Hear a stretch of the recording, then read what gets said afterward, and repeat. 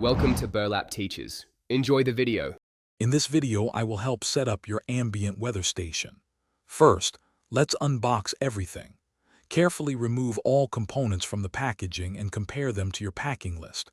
You should have the outdoor sensor array, the indoor console, and all necessary mounting hardware.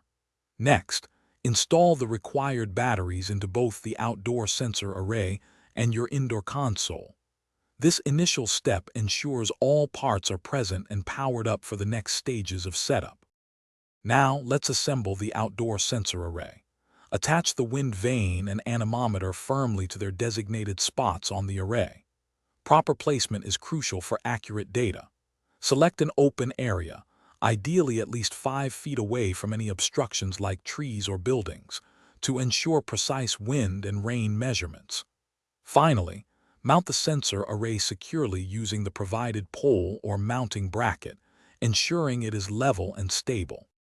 With the outdoor array ready, it's time to set up your indoor console. Power it on and follow the simple on-screen prompts for the initial configuration. A key step is connecting your console to your home's Wi-Fi network.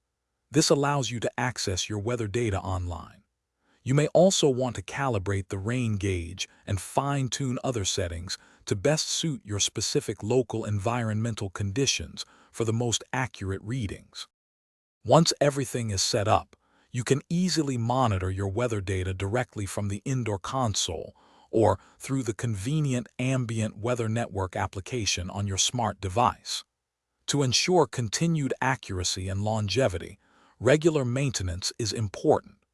Periodically clean the rain collector and inspect the wind sensors for any accumulated debris. Remember to replace the batteries in your outdoor sensor array approximately every 2 years for uninterrupted operation.